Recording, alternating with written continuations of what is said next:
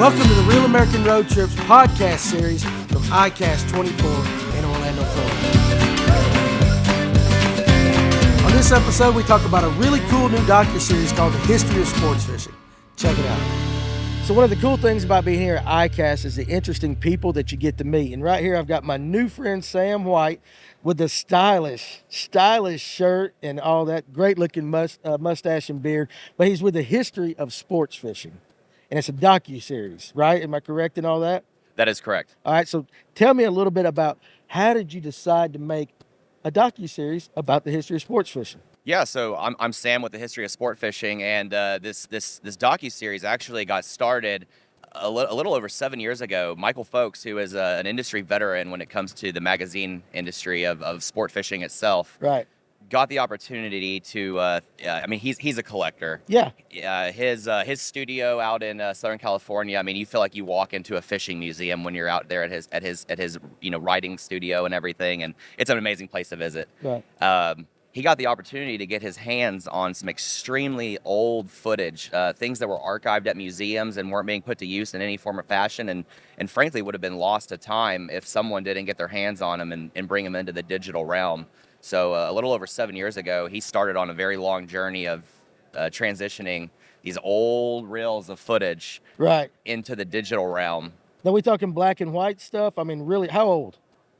Really old, black and white. The old footage from the early 1900s, where it's got the little white lines speckling all over the screen, and Yeah. it is cool stuff. Well, how did you get involved in it then? Yeah, so Michael Folks started on this journey, and a small group of people got behind him, mainly coming out of the printing industry, where these stories were told for decades, and so this was kind of a reemergence from the ashes of a few different fishing media companies that were predominantly in the magazine space, and then we started on this project 7-8 years ago, and I got brought into it a few years ago through my desire to be involved and actually work on the business development side of it, because we've already got a phenomenal product when it comes to the documentary series. Now we've got to bring it to the people. Okay, so I want to ask this about you personally. Okay. So if you've got a passion to save all this old footage, you have to have a passion already for fishing. That's correct. So tell me a little bit real quick about your history in fishing, where you come from and how you got involved in fishing to get you to this point.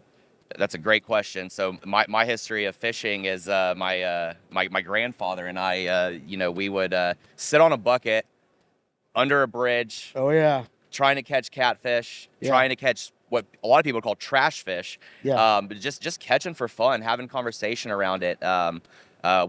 We grew up in the Port Aransas area of South Texas, on the other side of the Gulf, and my dad was a Southern Baptist minister in a small town there, and everyone wanted to take the preacher fishing. So sure. We didn't have money, we didn't have a boat, but everyone wanted to take preacher fishing. So That's right. I have very fond memories camping on the bay, waking up early in the morning, getting on a Deacon's, offshore boat. That's right, yeah. And catching little sharks, catching reds, and then it's interesting what fishing, for me at least, kind of weaved its way in and out of life. I noticed when I was in college, I was less happy than I was in high school. I was skipping football practice to go and fish. That's right. I didn't care about football, but I had to play, or else who was I going to talk to at school? So right. I did it for social reasons, but I love fishing. So I'd skip football practice and go fishing with a group of guys.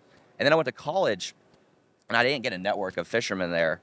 And for about 3 years, I didn't get a line in the water. And yeah, and my junior year, I hooked up with a few buddies, and they were getting into it again, and we went out and bought kayaks, and we got on the water, and it completely changed my mental health, and I haven't stopped since. That was 16 years ago. That's right. I don't think a lot of people realize what, and you would know, because Absolutely. especially at my age, getting out on the water is mental relief. It's a reset. Getting out in nature and everything. So I do get it. I don't think a lot of people think about the college years, though. That's kind of interesting. But also, you mentioned your grandfather and all that. So you were probably being told stories from a very early age stories about fishing. You have all these experiences. So I can see the transition into wanting to get this old footage and actually keeping it, preserving it, and putting into something. So I think your passion probably started at a very young age, whether you knew it or not, as far as preserving the history of the sport. You Oh, know? it absolutely did. And like you mentioned earlier, everyone has their own story of fishing. And what I'm passionate about with getting involved with this film and then actually the storytelling side of it, because it's phenomenal that we have this film to offer to people, but there's going to be a whole story that evolves from it. Yeah. Everyone has their own story when it comes to fishing, and they're all different based on culture, location, geographically. It is so diverse of a sport and a hobby, and everyone has something that led them there. Yeah. And for me personally, working with the guys on this film is reminding me of when I was a kid and we're flipping through old pictures of my grandpa's grandpa. I mean, photos on my mom's side of my great grandfather and my grandfather catching walleye on the Great Lakes in Minnesota. Right. And those are, black and white photos, men that I had never met before. But in our first episode, I would say the first like 30 minutes just it presents the story of how this is in our blood. Yeah, for sure. Through ages, we've developed to just become better fishers and hunters. It truly is in our blood. Yeah, those old black and whites are absolutely fantastic. So bringing in, talking about the first episode, tell me a little bit about the series. What can someone expect from episode 1 to the conclusion?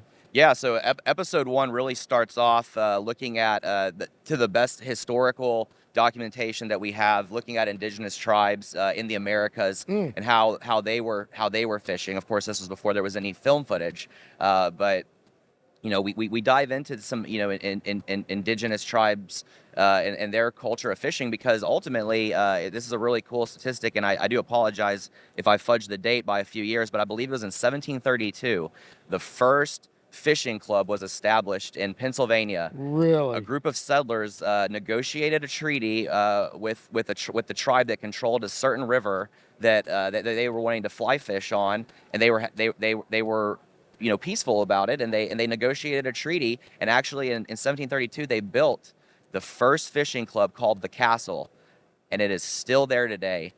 Whoa. It is still there today, and they have records of visitors, and there you can go on there and see George Washington and many other of the founding fathers signing their name in the registry of this fishing club.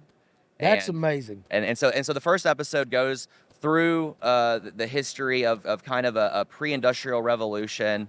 The first rod and reel setup being developed shortly after the American Revolution, and then really getting a revamp post Civil War, and then of course the Industrial Revolution Right. just turned on so much when it comes to manufacturing and all Yeah. industry. But from there, we transition into kind of this story of what was once for survival now becoming for sport. Yeah. And when a lot of service members returned home from World War II, the pursuit of the outdoors as a hobby or a sport really took off as an industry. And so we tell the story of man's transition from catching the fish that they could for sustenance into what was a race on the two coasts between Florida Keys and Catalina Island, which is actually the shirt I'm wearing here is a tribute to Catalina Island. For sure. And at the beginning of the 1900s, it was almost accepted that man could not catch a fish that weighed over 100 pounds on rod and reel. So the middle chunk of our series really focuses on the story around the journey or the race to figure out how to continuously catch bigger and bigger fish. And then, this is 12 episodes. Yeah. 12 episodes long, almost 13 hours of content. And, it weaves the story all the way into, where we are now as an industry and the conservation efforts to maintain what was accessible to generations ago and make sure that our kids and our grandkids still have beautiful waters and beautiful fish to catch. Yeah, that's very important. I find it fascinating. Just a story going back that far. I had no idea that there was a club in the 1700s that George. You don't think about that when you say the word sports fishing. I can get back into post World War II and all that, but I think it's very interesting that you guys are going that far back. Would have never thought about that until you said it. So that's going to be really interesting. Where can someone actually see the series? Where's it going to land? So our series, we're bringing this to market independently, Yeah. and we made the choice to do that. Okay. Yeah. We had the opportunity to go some different routes, and we made the choice to do it this way because we all we believe it's the right way to do it. For sure. And we think that there's going to be so many stories to be told along the way of launching this documentary that it's only right to keep it in house so we can bring in those stories as they develop, as people like yourself, get involved in telling us their history of fishing. Mm-hmm. And actually, if you don't mind me going off, I don't. off on a tangent right you can now, do whatever you want to do. I'm really curious. How would you define sport fishing? Because I had a very interesting conversation with someone late last night at the show, and we got to talking about sport fishing, and whether or not it was exclusive to certain types of fish. I guess in some ways, the sport of sport fishing was only the chase of tuna, billfish, and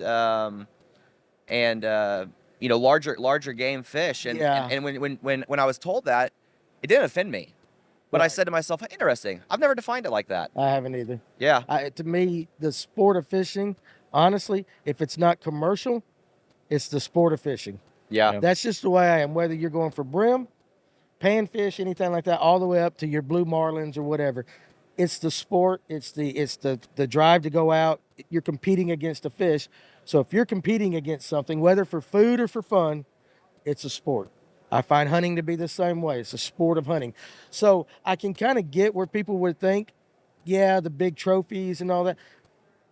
But I think if you've got a rod and reel in your hand of any size with any bait, you are participating in the sport of fishing. Yes. So that's the way I see it. And I completely agree with that. And everybody's trophy is different. Yes. What's a trophy to me is not a trophy to you, is not a trophy to Nathan over there. So it's a sport within a sport within a sport. Like the second we go out there, we're competing. It's almost like golf. You compete against the golf course, or when you're fishing, it's you against the fish.